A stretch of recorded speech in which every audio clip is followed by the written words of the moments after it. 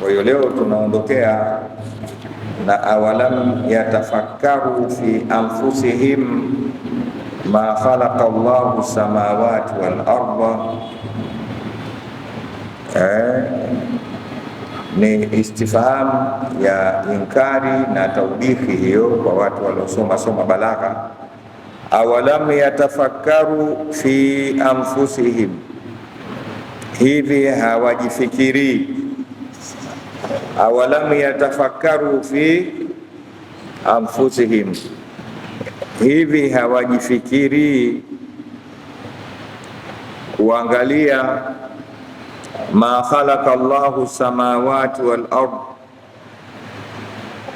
alichokiumba Mwenyezi Mungu katika mbingu na ardhini, wa ma bainahuma, na vilivyomo kati ya mbingu na ardhi, kwamba Mwenyezi Mungu hakuumba hayo illa bilhaqi, isipokuwa kwa haki.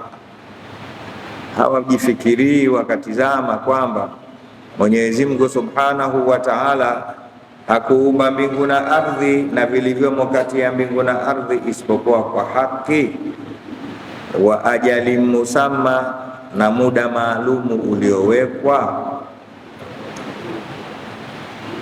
Tutakuja kueleza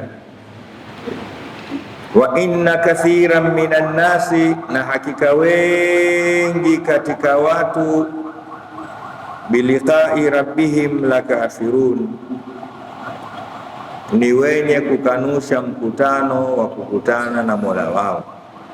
Watu wengi sana bado hawajakubali kwamba iko siku watakutana na Mola wao, kwa namna tunavyowaona wanavyoishi hapa ulimwenguni. Tutaeleza.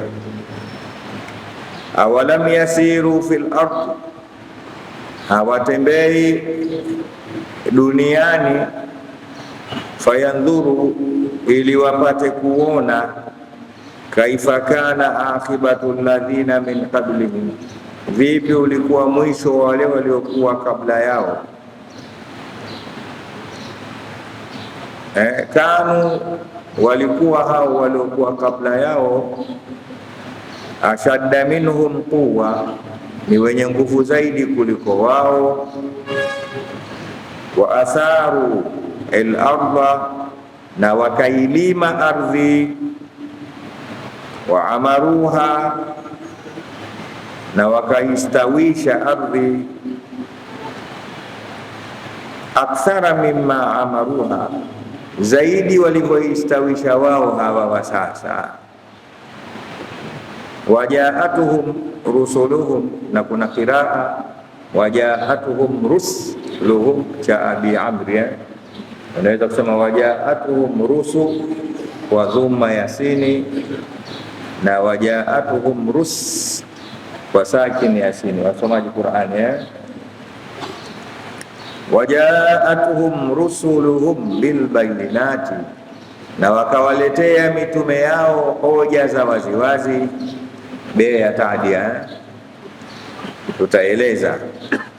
Fama kana Allahu liyadhulimahum, hakuwa Mwenyezi Mungu ni wenye kuwadhulumu, walakin kanu anfusahum yadhlimun, lakini walikuwa ni wenye kujidhulumu wenyewe. Thumma kana aqibata au thumma kana aqibatu, inategemea misafu imeandikwa aqibata au aqibatu, aqibata, basi unaweza kusema wakana aqibatu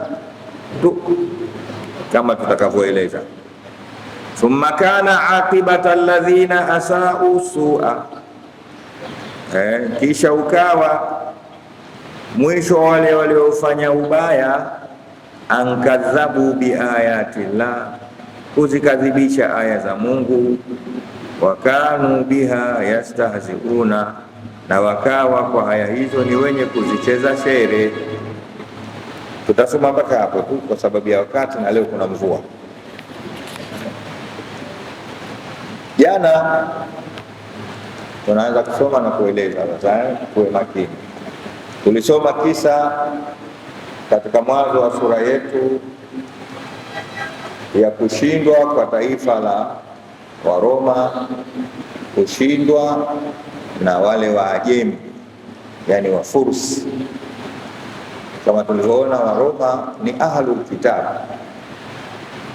Tukisema ahlul kitab tunamaanisha ni watu walioamini kitabu cha Injili kilicholetwa kikamfikia Nabii Allah Isa ibn Maryam. Manaswara wao waliamini kitabu cha Injili kama Mayahudi walivyoamini Taurati.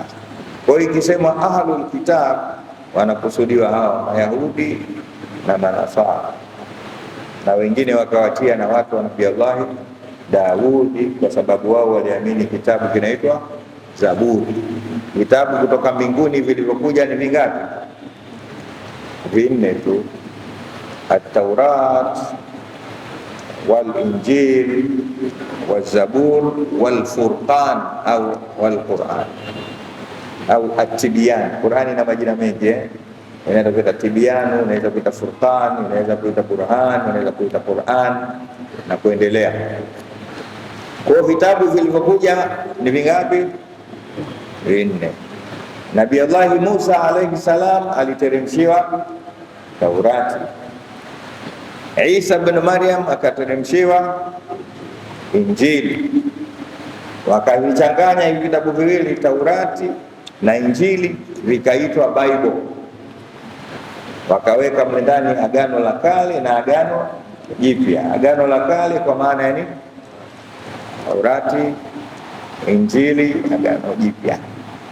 Wakaweka humo, na bahati nzuri wakayatoa maneno mengi kutoka kwa Mungu Subhanahu wa Ta'ala, wakaweka maneno ya wanachuoni wao. Ndio hao wanaoita, kuna Marko, kuna mwingine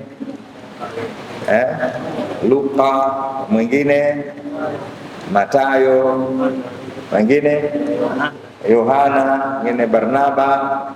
Wakatoa majina ya Mungu, maaya ya Mungu yale, wakaweka maneno ya watu. Ndio kitu kinaitwa kisheria at-tahrif. Tahrif ni ile kuichakatua au kuvichakatua vitabu vya asili vikawa hivi vilivyo sasa. Sawa, kitu ambacho Qur'ani imekataa. Qur'ani imekataa kuchakachulika, na kila aliyojaribu kuichakatua Qur'ani alifeli yeye mwenyewe, akacheka akaenda zake. Na Mwenyezi Mungu Subhanahu wa Ta'ala akawa na maneno mengi ya kuonyesha kwamba hiyo haichakachuliki. Wa in kuntum fi raibin mimma nazzalna ala abdina fa'tu bi suratin min mithlihi wad'u shuhada'akum min dunillah, mpaka mwisho. In kuntum sadiqin, akasema fa in lam taf'alu, kisha akasema walan taf'alu. Mungu kasema wazi, ikiwa mnashaka kwa hii Qur'ani tunayoiteremsha kwa Mtume Muhammad sallallahu alaihi wasallam, basi leteni yenu, tena sio yote, angalau sura. Kuna sehemu nyingine ameambiwa japo aya, leteni. Akasema fa in lam tafalu walan tafalu, msipofanya na kamwe hamtofanya. Msipofanya na kamwe hakuna mtakayeweza kufanya. Akaambia fattaqu nara allati waquduha an-nasu wal tijara uiddat lil kafirin, kama ogopeni moto bwana. Kwa hiyo Qur'ani imekataa. Sisi tunaotembea katika miji tofauti tunashangaa, kila unapokwenda alhamdu inabaki alhamdu ile ile. Ndani ya miaka sasa mingapi? Karne 10 na karne ngapi sasa? Hii mwaka 1400 ni karne ngapi? Karne 14 15 1447 tushaingia. So mchezo, tutaingia kwa karne 10 tu. Ndani ya Qur'ani hakuna zilipendwa kwamba aya hii ya zamani Kila siku inna a'tainaka al-kauthar, ili zilipendwa hii, tulete inna nyingine ya mpya, yani inabaki inna a'tainaka. Kila ukisikia utadhani inashuka sasa. Cha ajabu, inna a'tainaka hiyo ndio hiyo kila sehemu. Ukienda China, si wale wanasema Kichina hawana ya inna a'tainaka, hiyo inna a'tainaka.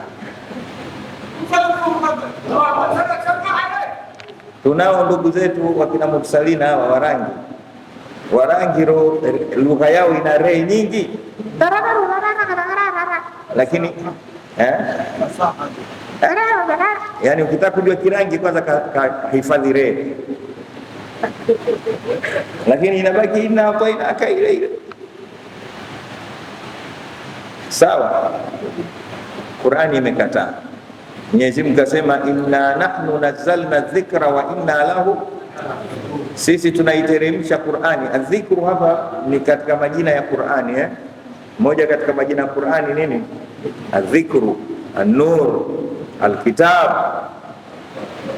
Atasema sisi tunaiteremsha Qur'ani wa inna lahu lahafidhun, na sisi tutaihifadhi, na sisi kwa Mungu ameiteremsha Qur'ani na amehifadhi. Usijifu tena. Leo niwaambie kitu kizuri kidogo. Sisi kikubwa tunachotakiwa tuisome Qur'ani, tuijue, kisha tuitumie. Tufanyaje? Tuitumie. Juhudi zetu sisi ziwe katika kuisoma Qur'ani. Leo imekuwa juhudi kubwa kuhifadhi Qur'ani pasi na kuijua. Jafari huyu anajuzu karibu 20 au 30, zote asijui, lakini kazihifadhi. Ukimwamsha saa 8 za usiku anaijua. Ukimpiga kofi Jafari yule, aya yote ukimuuliza anakwambia iko sura gani. Na Umari Babu na mimi na wewe, sio hoja unaitumia, unaiishi. Tabia zako ni zilizomo katika Qur'ani. Na Aisha radhiallahu ta'ala anha wa ardaha aliulizwa, akaambiwa sif lana Rasulullah au sif lana khuluqa Rasulillah au kama suilat, kama alivyoulizwa, hebu tutajie tabia za mtume zilikuwaje? Jawabu lilikuwaje? Kana khuluquhu alquran, kana khuluquhu, zilikuwa tabia za mtume wenu ni Qur'ani. Ai li'annahu kana Qur'anan yamshi fil ardh, mtume sallallahu alaihi wasallam alikuwa ni Qur'ani yenye kutembea. Mobile Qur'an. Hicho ndio kinachotakiwa. Umehifadhi kuhifadhi, lakini ule kama Qur'ani inavyokutaka ule, unywe kama Qur'ani inavyokutaka unywe, uvae kama Qur'ani inavyokutaka uvae, uowe kama mwanamume, uolewe kama mwanamke kama Qur'ani inavyotaka, uuze na kununua kama Qur'ani inavyotaka, uajiri watu na kuajiriwa kama Qur'ani inavyotaka, ulale na kuamka kama Qur'ani inavyotaka. Maisha yako yote iwe nini? Hudan lilmuttaqin. Umeeleweka vizuri? Kwa hiyo Qur'ani itabaki kuwa ni Qur'ani mahfudh, kwa sababu Mungu mwenyewe amesema mimi ndio nateremsha Qur'ani na nitaihifadhi, itabaki mpaka siku ya Kiyama. Mkihifadhi msihifadhi, mimi naihifadhi. Juhudi, nasema narudia tena, fanyeni juhudi mkaijue Qur'ani na muishi Qur'ani. Hakikisheni mna walimu wengi wanaojua Qur'ani wa kusomesheni nyinyi na watoto wenu, majumba yenu yatawaliwe na Qur'ani. Ndicho kinachotakikana. Tahfidhi al-Qur'an mwenyewe Mungu subhanahu wa ta'ala. Wajanja wanachokufanya kikubwa sasa hivi, neno baya hili kidogo nasema, nyinyi muhifadhi sana Qur'ani lakini msiishi ki Qur'ani. Ndani ya Qur'ani kuna vitu, ndani ya Qur'ani kuna sheria. nendeni mkahukumiane kwa sheria ya Qur'an. Ndani ya Qur'ani kuna kuabudu, nendeni mkaabudu kama inavyotaka Qur'an, na hicho ndio kikubwa. Lakini ndani ya Qur'ani kuna siasa, nendeni mkawe na siasa kama za Qur'an. Maisha yenu yote wewe, alif lam mim dhalika alkitabu la raiba fihi hudan lil muttaqin alladhina yu'minuna bil ghaibi wa yuqimuna as-salata wa mimma razaqnahum yunfiqun. Namaliza kipengele hicho kwamba Qur'ani ni kitabu miongoni mwa vile vitabu vingapi? Vinne, kilichokataa kuchakachulika, kilichokataa. Lakini vingine vyote vimekaribia kuwa havipo, bali kuna maneno ya watu, kuna maneno ya Mathayo, maneno ya Marko, kuna maneno ya Barnaba, kuna maneno ya Luka, kuna maneno, lakini maneno ya Allah yamebaki katika Qur'ani. Wakitaka mkitaka, wakikataa mkikataa, ndio hivyo hivyo. Na mwenyewe kasema vitabu vyote vinavyoandikwa, hata mimi naandika sana vitabu, lakini mwisho nasema wa intajib aiban fasudda alkhalala fajalla man la aiba fihi wa ala. Naandika kitabu changu hichi kama mwanadamu kuna makosa, ukiyakuta makosa humo ni sitiri, kwa sababu wasiokosea ni Mungu peke yake.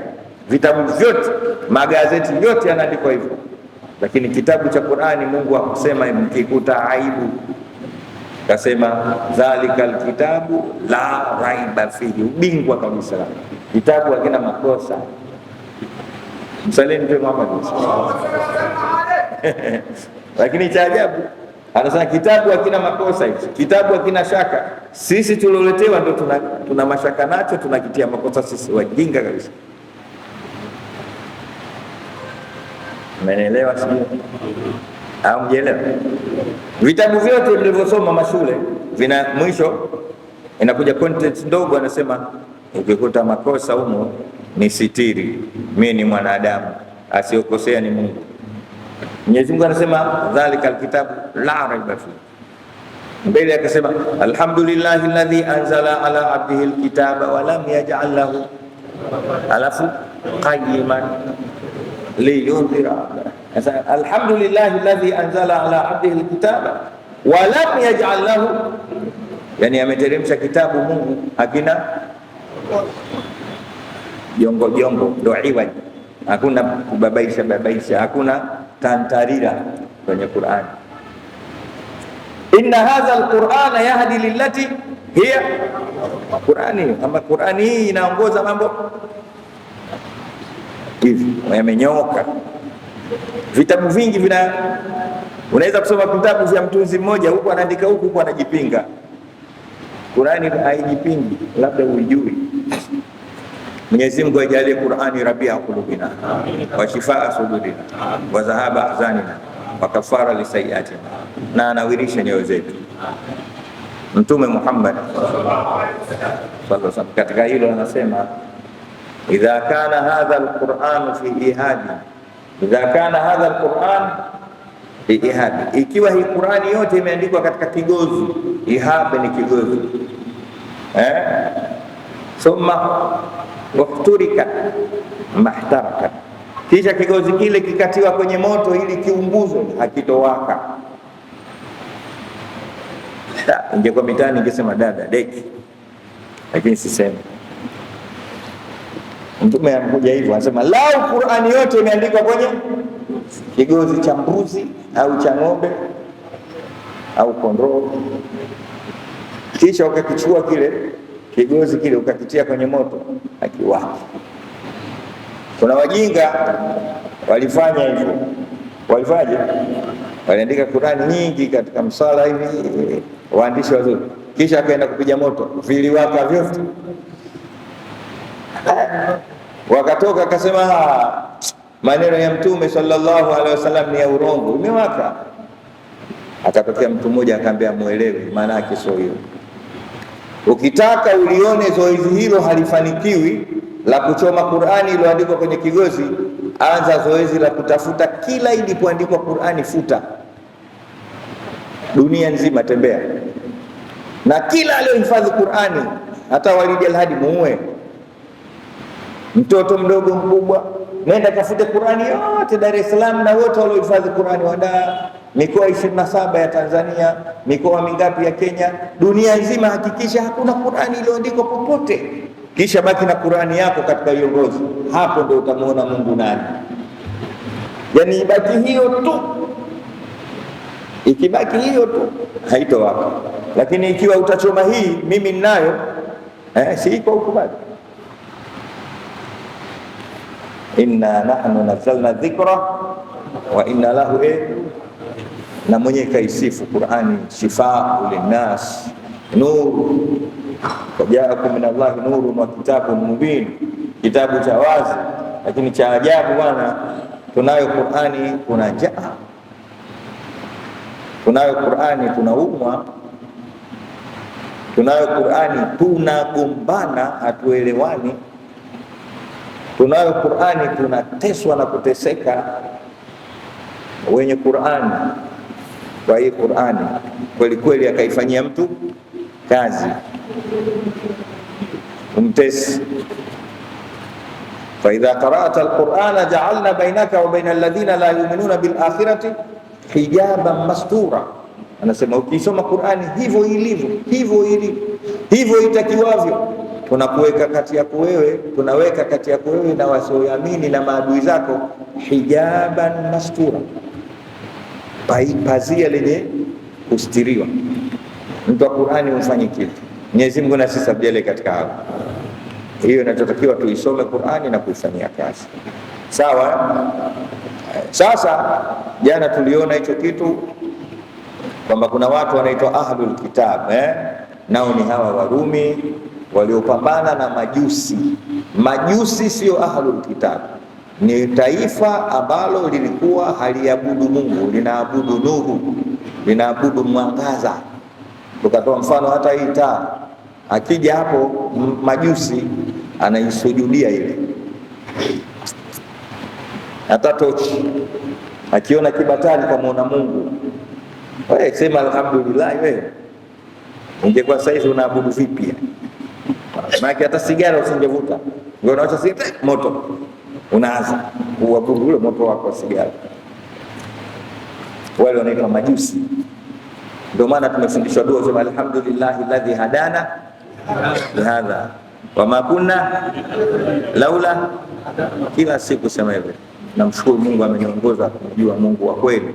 Saizi ingekuwa naabudu moto mimi, unapita kwa mama ntilie naabudu, unapita sisi kwa mama lishe unasujudu, ukiona treni unasujudu, taa zikiwashwa, jua likitoka, mwezi mwanangu singekonda mama taisi. Maki kama hizi gari siku zote zina taa, kuna taa ya dashboard, taa ya radio, taa ya kuona ndani, taa ya barabarani. Sasa una misikiti mingapi? Lakini Uislamu ni dini takfifu. Mkwambia Mungu mmoja tu, Mungu la ilaha illa Allah Muhammad, na ana takfifu nyingi sana, nyingi. Ni dini nyepesi. Juzi tulikwenda Kigoma na baadhi ya wanangu, tukapita kule Mwaloni Pwani, tukakuta dagaa limeanikwa. Unajua dagaa la Kigoma yani limeanikwa kutoka hapa mpaka kule lango la juu. Dagaa samaki mdogo kama kidole. Nikakumbuka maneno yake kuhusiana na bahari, kwa maana na maziwa na ile mito vipi. Akasema tahuru ma'uhu hilun maitatu, ni tahara maji yake bahari, maji ya bahari ni tahara, na maana kina maziwa pia lakini ni halali mfu wake, yani mfu wa baharini na maziwani ni halali kwenye mito.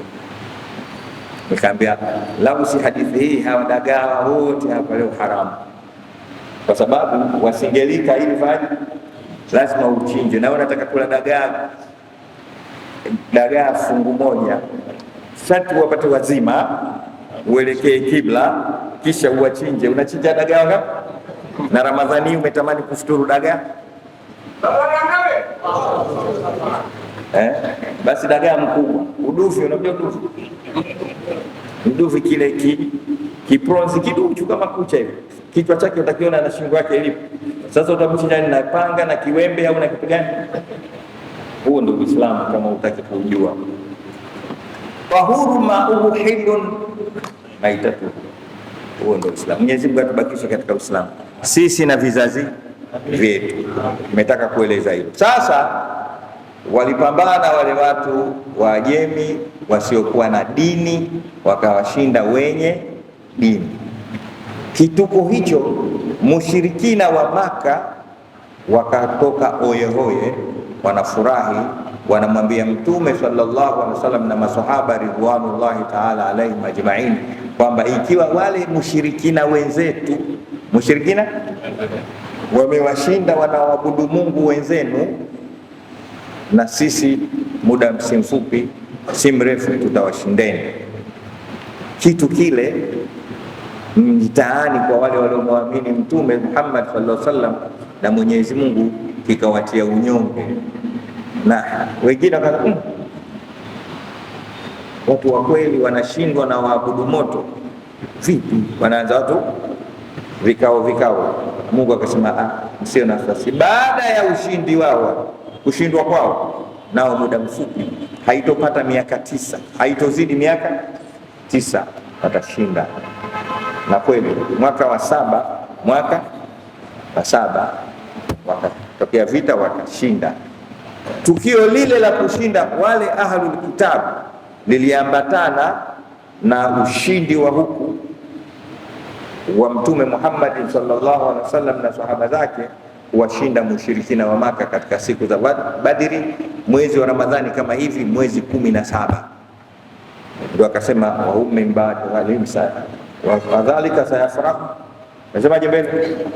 Mtafurahi baada ya ushindi wao. Usoma mwingi aya ya jana, wa yawmaidhin yafrahul almu'minun au mu'minin, mu'minun. Siku hiyo watafurahi waumini. Maana wana furaha ngapi? 2. Furaha ya kwanza ahlul kitabi wameshinda, na furaha ya pili wao pia wameshinda tena kwa ushindo, kwa sababu walikuwa wako 310 wakawashinda watu 1000.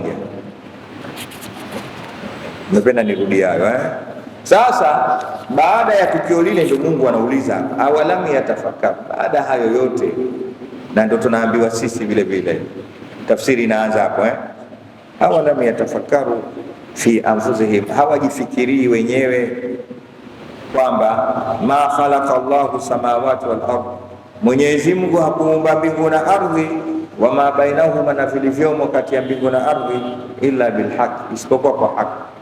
Tukae tufikiri, tuchekeche, manake fikiri. Wanasema atafakuru saa ibada, kufikiri muda mfupi ni ibada.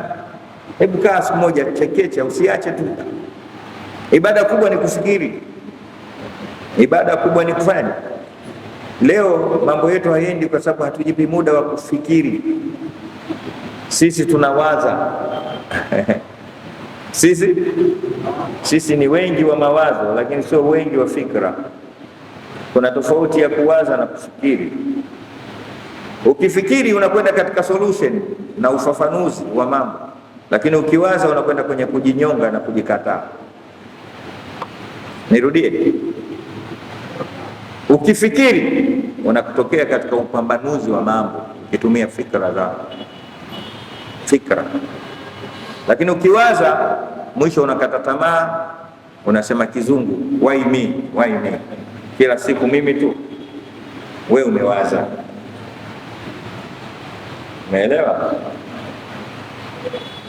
Inna fi khalqi samawati wal ardi wa ikhtilafi al-layli wan nahari la ayatin li ulil albab alladhina yadhkuruna Allaha qiyaman wa qu'udan wa ala junubihim wa yatafakkaruna fi khalqi samawati wal ardi, wanafikiri katika mbingu na ardhi kuna nini, Mungu ameumba mbingu na ardhi.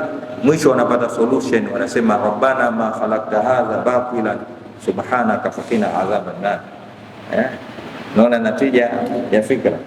Ukifikiri mbingu ukaitizama, sasa unaitizama mbingu na ukubwa wake, na ilikuwa so strong, imesimama, haina nguzo, haina mpasuko. Tabarakalladhi biyadihi almulku wa huwa ala kulli shay'in alladhi khalaqa almauta liyabluwakum ayyukum wa huwa al-azizul hakim alladhi khalaqa sab'a samawatin, ameumba mbingu saba zimebebana kibaka. Alladhi khalaqa sab'a samawatin kibaka. Naona hii mbingu hii ya mwisho hii, kuna juu ziko 6, na kati ya mbingu kwenda mbingu nyingine ule uwazi ni mwendo wa miaka milioni 70 na kitu. Na mak ya mbingu kutoka hapa unapoiona mpaka hapo itakapoishia mwendo wa miaka milioni 70. Unafikiri kama hii rufu yako? Alladhi khalaqa sab'a samawatin zimebebana, ma tara fi khalqi rrahmani min tafawut, tangu ilivyoumba huoni tofauti. Farji al-basar hal tara min futur, rudisha kutizama, je utaona mpasuko? Leo mmepiga rangi hapa, ilikuwa ushaoza hiyo rufu. Hiyo ina miaka si mingapi tu, lakini ishaoza. Mbingu tangu imeumbwa iko vile vile, no kupiga rangi wala kupiga chupio wala kuleta, na rangi yake haichushi. Mungu ametafuta rangi ambayo yenyewe haimsemi kila siku ya blue. Binadamu ana kawaida ya kuchoka rangi Ndio maana tuna nyumba yako siku nyingine umepaka rangi nyeupe, siku nyingine rangi nyeusi, siku nyingine ya blue. Juzi nimeona nyumba moja ina rangi utasema keki ya birthday. Rangi za kizungu hizi. Yote kuhangaika kutafuta rangi mpya. Mungu tangu siku alipoumba mbingu akapiga rangi ile mpaka leo ndio hiyo, na mtu akipiga nyeusi utamuua. Utaona unaje tena kati ya nyeusi hapa. Sasa unatakiwa ufikiri. Fikiri. Ukifikiri hivyo utamuona Mungu subhanahu wa ta'ala. Inna fi khalqi samawati wal ardi wa ikhtilafi layli wan nahari la ayati liulil albab. Katika kuumba mbingu na ardhi na tofauti ya mchana na usiku kuna dalili za uwepo wa Mungu, liulil albab, kwa wenye akili. Wakina nani wenye akili? Alladhina yadhkuruna Allaha qiyaman wa qu'udan, ni wale ambao wanamwabudu Mungu katika hali zao zote, qiyaman wa qu'udan wa ala junubihim. Lakini mwisho wayatafakkaruna fi khalqi samawati wal ardh, wanajipa muda wa kufikiri katika umbile la mbingu na ardhi. Mwisho wanasema rabbana ma khalaqta hadha subhanaka. Mwenyezi Mungu ajalie katika hao.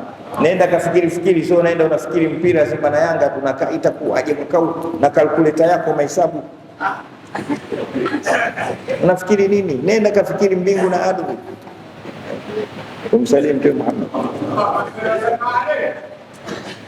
Nenda kafikiri Mungu. Sawa?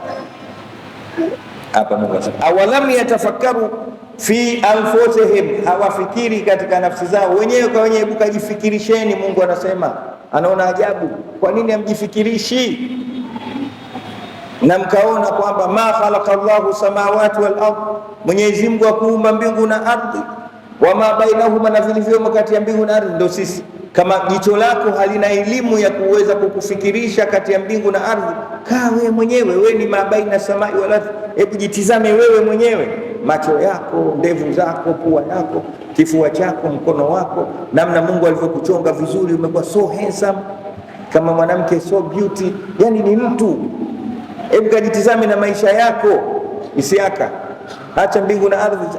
Kule katika maneno mengine kasema wa fi samai ayatun lilmuqinin, huko mbinguni kuna dalili kwa wataalamu na watu wenye yakini. Lakini wa fi anfusikum afala tubsirun, nyie wenyewe hamumuoni Mungu. Yani hamumuoni Mungu katika nyie wenyewe. Kaa mwenyewe ujione, utamuona Mungu.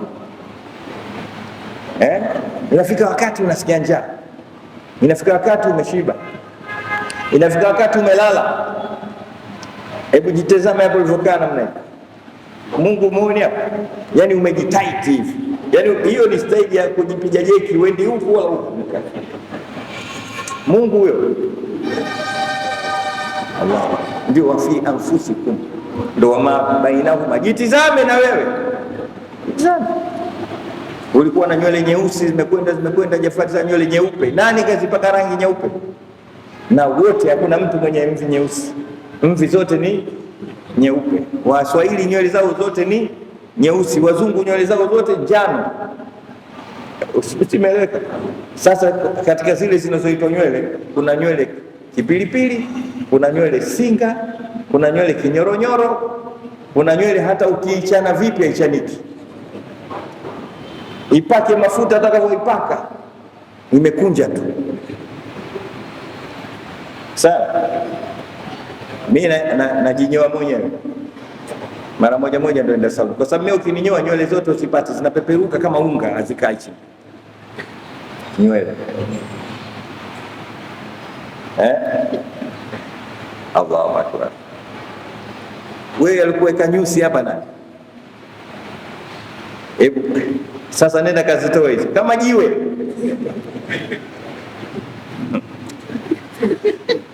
Hiyo ndio mabaina, ndio wa awalam yatafakkaru fi anfusihim wa ma khalaqa Allahu fi samawati wal ardi wama, kajitizame wewe wakati wewe uko baina samai wal ardi. Lakini Mwenyezi Mungu atujalie fikra. Nazungumzia fikra kwa ukali kidogo kwa sababu leo vita inayotumika sio vita tena ya silaha, sio vita ya nini, ya silaha kuangusha Uislamu na maadili ya Kiislamu, bali inatafutwa fikra. Vita iliyokuwepo leo inaitwa al-ghazwu al-fikri, vita vya kifikri. Bora mtu akupigia risasi kuliko akakupiga kutumia fikra yako, akakubabaisha, akakugeuza. Kuna watu wengi leo wamegeuzwa fikra zao. Nafikiri vizuri, nafikiri vizuri kabisa, hata ukimfikirisha ndio ushampata, kimegeuzwa kila kitu. Masahaba wa Mtume Muhammad sallallahu alaihi wasallam walikuwa wana uradi na wajibu wa kuitana mara kwa mara juu ya kufikiri. Ambia taalu natafakaru sa'atan, taalu natafakar, jamani njooni tupate muda wa kufikiri japo kidogo. Wanahudhurisha jambo fulani la kijamii, kisha wanakaa wanachangia fikra juu ya lile, fikra salim, alfikru mustaqim, wanapata kitu wanakwenda. Na ndio maana dini ikafika mpaka leo. Dini hii imefika huku kwa sababu ya fikra za kisahaba. Hawakuwa na kompyuta, hawakuwa na simu, hawakuwa na ndege, hawakuwa na wino, hawakuwa na chochote, lakini walikuwa wana afkaru mustaqima. Vipi sasa wapeleke dini huku? Wakafikiri vyema, dini kafikia.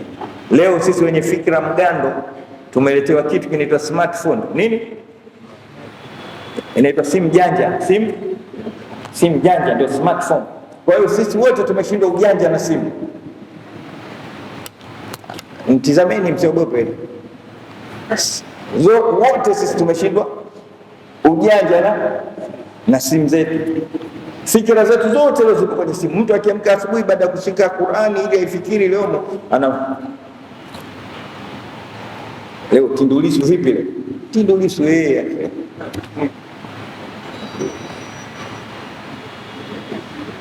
hapo tumekwama.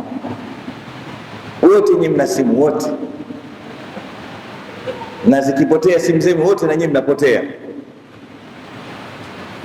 Mwaka jana na kitu kama hivyo, kuna mtu hapa kaenda kutawadha kule akarudi, na mimi tumekuja sawa sawa, tunaingia kuswali. Mursalina keshaanza kuswalisha sura ya pili, sura ya tatu, na mimi na yule mwenzangu tumeingia pamoja, tunatokea kutawadha, tunapiga takbiratul ihram, Allahu akbar, na yeye kapiga yule mwenzangu.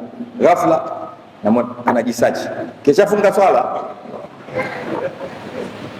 nimeiacha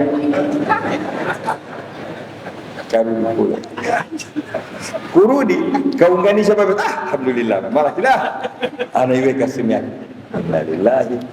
Unajua kwa nini? Mpaka hiyo swala yenyewe anaswali kwa mle kwenye simu. Huyu atakumuuliza jina lako nani, mpaka angalie, mimi naitwa ana Google, naitwa Walidi Alhadi Umar Kawambwa. Tumeshinda ujanja na smartphone. Mungu ametupa fikra. Inna fi khalqi samawati wal ardi wa ikhtilafi layli wan nahari la ayatin li ulil albab alladhina yadhkuruna Allaha qiyaman wa qu'udan wa ala junubihim wa yatafakkarun. Mungu atupe fikra mustaqim, kwamba Mwenyezi Mungu akuumba mbingu na ardhi na vilivyomo kati ya mbingu na ardhi isipokuwa kwa haki. wa ajalin musamma. Haki hapa kwa maana ya malengo maalum, kwamba Mungu hakuumba abathan, kajiumbia umbia. Kuna malengo maalum na anayajua na ametujulisha, sawa, ili tupate kumwabudu. Wa ajalin musamma, na kwa muda uliowekwa, pamoja na ugumu wa ardhi na mbingu na vilivyomo humo, lakini vina muda wake. Ukifika, hii neno ajalun musamma limetajwa katika Qur'ani kama mara 27 kukuzindua wewe na mimi kwamba tujue kila kitu kina muda wake. Using'ang'anize kila kitu, ukishafika huo muda kile kitu hakipo. Wewe upo, mimi nipo, iko siku hatutokuwepo. Lijumba hili lipo, iko siku halitokuwepo. Hizo kelele, iko siku hazitokuwepo. Ajalun musamma, Mungu ameweka maisha yetu ila ajalin musamma, katika muda maalum alioweka. Fa idha jaa ajaluhum la yastaqdimuna sa'atan wala yasta'khirun, kama alivyosema pengine, utakapofika muda wa kila kitu hakuna kuongezea wala kupunguza. Hakuna kama Changwalu akiwa anachezesha mpira, akishakula rushwa anaangalia ile timu iliyompa rushwa kubwa imefungwa, basi ataongeza dakika 10. Aziishi hizo 10 mpaka wale walompa hela ashinde, na kama imeshinda ongeze dakika hata moja. Mungu hana hivyo, kapanga kila kitu na muda wake. Muda wako ukifika uongezewi hata sekunde moja, na huwezi kufa ikapunguzwa sekunde hata moja. Kwa hiyo hakuna ziada wala nuksana katika muda. Tumeelewana jamani? Hata ukisikia mtu kafa kwa kuuliwa, muda wake ulifika, ile ni sababu tu. Nini unachokisoma hapa? Nenda katumie muda wako vizuri, usipoteze muda wako katika mambo yako. Leo balaa tulokuwa nalo, tunapoteza muda. Yaani kitu ambacho kwetu sisi hatukithamini ni muda. Hatuthamini muda kabisa. Kitu ambacho mimi kinaniuma sana, kinaniudhi kupita kiasi. Unaidiana na mtu njoo saa 2:30, anakuja saa 3:30. Tutakaa hapa tunasoma darasa yetu mpaka saa 11:30, tunasoma mpaka saa 12. Hakuna. Usiuchezee muda wako na wala usichezee muda wa wenzio, kwa sababu hakuna badili ya muda. Hakuna jamani, hakuna badala. Hakuna. Vitu vingine vyote unaweza kupata instant by that, kwamba hiki badala yake ni, lakini muda hakuna badali yake, kwamba nimeandikiwa niishi miaka 60 basi nitapewa 61 baadaye. Mwenyezi Mungu atujalie tuchunge vizuri muda wetu. Na ndio maana tunasema siku zote, moja katika nafha alizozuba Mwenyezi Mungu ni muda wetu. Akatujazia vitu vingi kwa mapenzi tu, kwa kujua kwamba sisi hatuwezi kuchunga muda wetu, akatuletea mwezi wa Ramadhani. Mwezi wa Ramadhani ndani yake kuna usiku mmoja zaidi ya miaka 83, 80 kitu. Kwa kujua hawa atachezea muda, chukueni Lailatul Qadr. Na vile vile Lailatul Qadr yenyewe hatuitumii, kaificha. Sisi tunangoja 27, kumbe jana.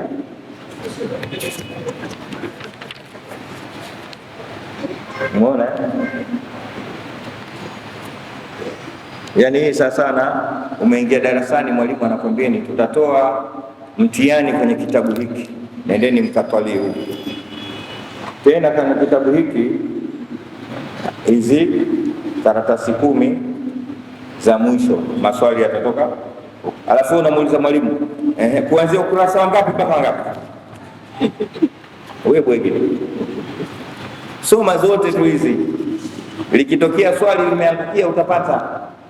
Sawa, sisi tutangoja 27 jana. Na dalili ya Lailatul Qadr, ikipita Lailatul Qadr siku ya pili kuna mvua imekuja, ijaje? Mliolala jana, Mwenyezi Mungu atuwekee Lailatul Qadr. Tumeelewana?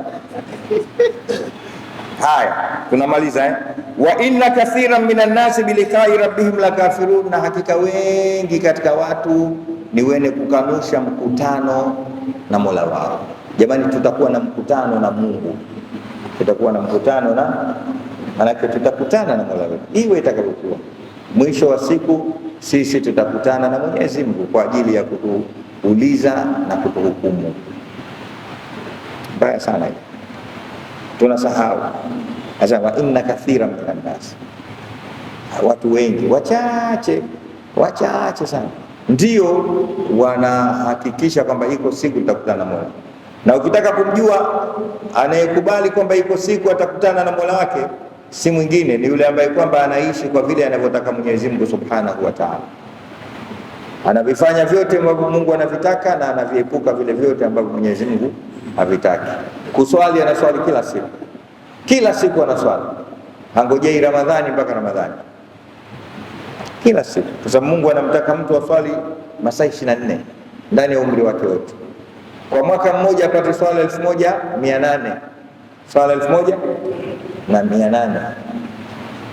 Uhakikishe umeswali swala za faradhi 1800 ndani ya miezi 12. Tena huo ni ule mwaka mfupi. Mwaka mrefu ni swala 1825. Usipofanya hivyo, wa inna kathira minan nasi biliqa'i rabbihim lakadhibun. Mmoja aliwahi kusema bora useme Mungu yupo kisha ukenda kule ikaonana naye kuliko kusema hayupo kisha unamkuta anakungoja. Sisi tusiwe katika hawa wengi, bali tuwe katika wachache. Sawa sawa. Wachache ni wapi? Ni wale ambao kwamba wanahakikisha siku moja watakutana na Mola wao Subhanahu wa Ta'ala kwa ajili ya maswali. Sawa. Awalam yasiru fil ardi fayanduru kaifa kana akibatu alladhina, ndio kaifa kana akibatu alladhina min qabli. Sasa hapa Mwenyezi Mungu anafungua mlango wa utalii, anafungua mlango wa ile wizara ya utalii imetokana na aya hizi, ziko nyingi. Afalam yasiru fasiru fil ardi, unatakiwa wewe utembee, usikae tu, tembea. Anzia kuwa na utalii wa ndani na utalii wa nje. Umezaliwa Dar es Salaam, lakini usibaki Dar es Salaam tu, nenda kaangalie Tanga kukoje, Iringa, Mbeya kukoje, Mwanza, Simiyu kukoje, Kilwa, Lindi, Mtwara kukoje, Zanzibar, Pemba kukoje, Songea. Weka hela siku moja za kwenda kusafiri ukaangalie maisha ya watu. Fasafir takarraba anil awtani fi talabil ula fa fil asfari khamsu fawaid tafarruju hammin wa iktisabu maisha wa ilmu wa adabu wa sabrat majid. Fasiru fil ardh. Sawa. Kisiju, nenda kaangalia huko kwetu Kisiju. Imam Shafi anasema usiwe kama nini, kuwa kama maji. Maji yakituama yanaoza, lakini yakisafiri yanasafisha na kusafika. Kwa hiyo watu wengi leo wamekuwa washamba kwa sababu wasafiri. Moja katika asbabu za ushamba ni kutosafiri. Moja katika asbabu za ushamba. Mtu vipi huyu? Yani akili yake ifunguki, hajasafiri. Yani Kariakoo Magomeni, Kariakoo Magomeni. Nenda kaangalia watu wanaishi vipi huko Simiyu, ukaone watu lugha zake. Imam Shafi anasema safiri, katika kusafiri kuna faida 5. Ya kwanza tafarrudu ham, kuondosha stress, wa iktisabu maisha, kuchuma, wa ilmu, na kusoma, wa adab, na kuona culture za watu, wa suhbatu majid, na utapata marafiki. Una rafiki Dubai, South Africa, Mozambique, Oman. Tuseme ni inshallah. Uwezi ukajikuta umesafiri kama hujaweka mpango wa kusafiri. Jambo hili wanafanya wazungu. Mzungu tangu kazaliwa baba yake anamwekea akaunti yake ya safari, na ndio maana tunaona kila siku wanakuja ile akaunti imewekwa siku nyingi. Na wewe mwekee mtoto wako akaunti ya safari.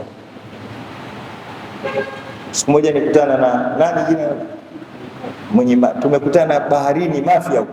Nikamwambia unafanya nini? Akasema mimi nakaa huko siku hizi. Nilikupenda sana siku hiyo. Kuliko kukaa tu hapa kichangani, unakaa hapo unakuwa na akili mgando. Sasa hivi wapi? Umerudi, uondoke tena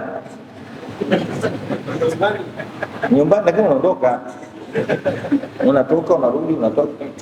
Zuru ghibban tazdadu hubban, nenda rudi, nenda rudi, watu watakupenda. Ukikaa tu moja kwa moja ukiwakalia watu wanakuchoka. Sasa babu naye vipi afi? Lakini nenda wakumisi, misi kweli kweli, watu wakumisi kila siku kitokea na ndevu zako, watu wakumisi kidogo, utaki kumisi. Uislamu bwana dini nzuri sana, toka. Sasa Mwenyezi Mungu anafungua mlango wa utafiti na utalii, anasemaje? Awalam yasiru fil ardh, hawasafiri duniani. Al ardh bi maana hii wasafiri duniani, sawa, lakini hapa kusafiri kwa malengo, fayandhuru kaifa kana akibatu alladhina min qablihim, ili waone wale waliokuwa kabla yao, wakawatizame namna ulivyokuwa mwisho waliokuwa kabla yao, namna ulivyokuwa mwisho waliokuwa kabla. Nendeni mkasafiri, mtaona mwisho wa watu walioishi kabla yetu sisi, mwisho wao ulikuwa namna gani? Anasema Mungu, kanu ashadda minhum quwwa, walikuwa na nguvu zaidi kuliko wao. Kuna mijitu Mwenyezi Mungu ameiumba ilikuwa ina nguvu zaidi kuliko sisi, wana nguvu, wana jeshi kubwa, lakini yeye mwenyewe nguvu zake za jismi na badani si za kawaida. Watu zamani wamejenga, hawakuhitajia winch na clean wala matoroli, vidole vyao ndio viliweza kuponda na kukata mawe, wakajenga majumba makubwa makubwa. Sawa, nendeni mkawatizame hao, na mtapata historia. Nenda mfano kama hapo Misri tu, ukaone zile ahram za kule Gaza, mnaita pyramids, ukaambiwa hizi zimejengwa miaka haijulikani na hazikujengwa na kreni aina yote. Nenda kaangalia, katizame pyramids zile tatu. Mimi nimeenda mpaka pale, alafu naambiwa tofali moja la lile jumba ndio tofali moja linatoka nguzo hii mpaka hii, ndio moja tofali. Watu walikuwa wanabeba hilo wanakwenda nalo juu. Nyie hapo mnabeba watu wangapi tofali hiyo? Wote, na hamliwezi. Haya, wa atharu al-ardha, na waliilima ardhi, wa amaruha, na wakaimarisha, yani wakaistawisha ile ardhi, akthara mimma amaruha, zaidi ya walivyoimarisha wao. Yani hapa Mwenyezi Mungu anatuambia watu waliisarifu ardhi kwa kuilima na kuitumia zaidi tulivyoifanya sisi, wao waliitumia vizuri zaidi. Hata ukiliona jumba la ghorofa ngapi sijui, watu walifanya majumba makubwa zaidi hayo. Sawa, lakini wajaatuhum rusuluhum bilbayinati, na mitume yao iliwaletea dalili za waziwazi, na mitume yao iliwaletea dalili za waziwazi. Fama kana Allahu liyadhlimahum, hakuwa Mwenyezi Mungu ni wenye kuwadhulumu, walakin kanu anfusahum yadhlimun, lakini walikuwa wanajidhulumu wao wenyewe, walijidhulumu wao wenyewe. Mwenyezi Mungu akawaangamiza. Ndio anasema thumma kana akibatu alladhina asau su'a, kisha ukawa mwisho wa wale waliofanya vibaya, kisha ukawa mwisho wa wale waliofanya vibaya. Mwisho wao ulikuwa nini? Ankadhabu biayati llah, kuzikadhibisha aya za Mwenyezi Mungu, wakamkufuru. Wakanu biha yastahziun, na wakawa wanazicheza shere na kuzifanyia mzaha. Mwenyezi Mungu atukinge na hayo. Sisi tuzishike aya za Mwenyezi Mungu tuende nazo, wama arsalna min ayatin illa takhwifa. Mungu anasema hatuleti hizi aya isipokuwa kuwakofisha watu. Kwa hiyo tukofike na aya za Mwenyezi Mungu Subhanahu wa Ta'ala, zituweke katika sehemu ambayo yeye Mungu anataka. Wallahu wa rasuluhu alam, Mwenyezi Mungu na mtume wake ndio wanaojua zaidi. Sisi tumetekeleza tu kwa amri za mashaka zetu waliotuambia, kidogo tunachokijua na sisi tukifikisha kwa wenzetu. Allah Mwenyezi Mungu ajalie sote haya tuliowafanyia kazi, japokuwa tumeona burudani kidogo, tuliyasoma, lakini twendeni tukayafanyie kazi. Rabbana anfa'na bima 'allamtana rabbi 'allimna alladhi yanfa'una rabbi fakina wa faki alana wa qarabatin lana fi dinina ma'alil qudri wa dhakar rabbi wafiqna wa wafiqum lima tartabi qawlan wa fi'lan karama warzuqin kulla halalan daima wa akilla atqiya ulama nahba bil khairi wa nufa kulla syarr rabbana aslih lana kulla wa akhirna bir ridha minkal ulum wa qdi anna rabbana kulla duyun qabla an ta'tiyana rusulul manun wa firisur anta karam